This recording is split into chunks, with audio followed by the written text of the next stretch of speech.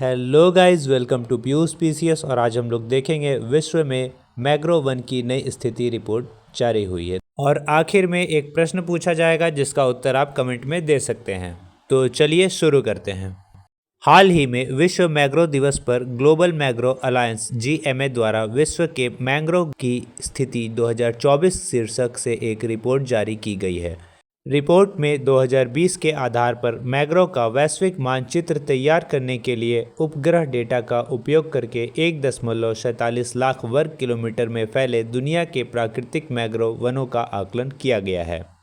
यह report global mangrove alliance GMA द्वारा तैयार की गई IUCN के साथ 100 से अधिक सरकारी और गैर सरकारी संगठनों का गठबंधन है। यह इन मूल्यवान पारिस्थितिकी तंत्रों की सुरक्षा के लिए नवीनतम वैज्ञानिक प्रगति और नीतिगत प्रयासों का व्यापक मूल्यांकन प्रदान करता है।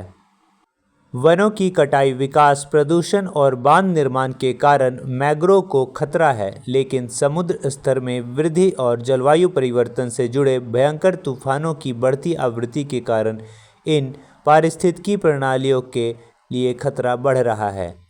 दक्षिणी भारतीय तट पर प्राकृतिक मैंग्रोव वनों का बड़ा हिस्सा गंभीर रूप से खतरे में है, जबकि गुजरात सहित पश्चिमी तट पर झींगा मत्स्य पालन के विकास जैसी मानवीय गतिविधियों और उष्णकटिबंधीय तूफानों जैसे प्राकृतिक खतरों के कारण इनके नष्ट होने का खतरा है। रिपोर्ट में कहा गया है कि दक्षिण पूर्व एशिया में वैश्विक मैंग्रोव का आवरण 33.6% हिस्सा है, जिसे केवल इंडोनेशिया में दुनिया के 21% मैंग्रोव हैं।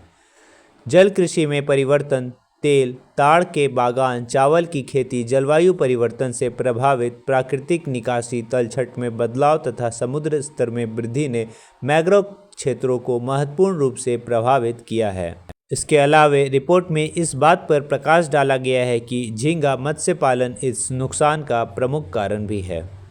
रिपोर्ट के अनुसार नए आंकड़े और बेहतर मानचित्रण इस मूल्यवान पारिस्थितिकी प्रणालियों की सुरक्षा के लिए नीतियां निर्धारण करने हेतु जिम्मेदारी निर्णयकर्ताओं की पहचान करने और उन्हें सूचित करने में मदद कर रहे हैं।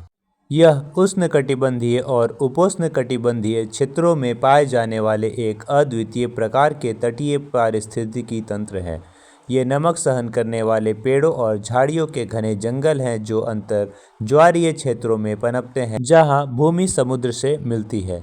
इन पारिस्थितिकी प्रणालियों की विशेषता यह है कि ये खारे पानी, ज्वार भाटे के उतार चढ़ाव तथा कीचड़ युक्त ऑक्सीजन रहित मिट्टी जैसी कठोर परिस्थितियों को सहन करने में सक्षम है।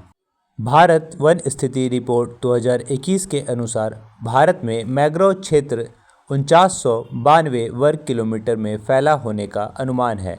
अनुमानतः 2114 वर्ग किलोमीटर मैंग्रोव वनों के साथ पश्चिम बंगाल में भारत का सबसे बड़ा मैंग्रोव आवरण है।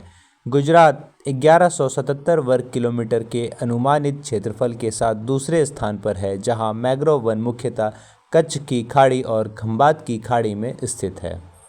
भारत में मैंग्रोव आवरण को बढ़ाने के लिए केंद्र सरकार ने तटीय आवास और ठोस आय के लिए मैंग्रोव पहल मिस्टी कार्यक्रम शुरू किया है। और आज का प्रश्न है, मैंग्रोव के संदर्भ में निम्नलिखित कथनों पर विचार कीजिए। भारत वन स्थिति रिपोर्ट 2021 के अनुसार गुजरात में भारत का सबसे बड़ा मैंग्रोव क्षेत्र है।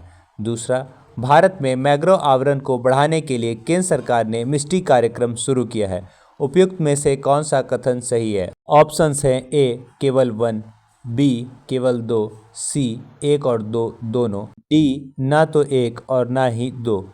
सही उत्तर कमेंट में लिखिए। और इसी के साथ आज का सेशन समाप्त होता है। कैसा लगा आप लोग को जरूर बताएं। जय हिंद, जय भारत।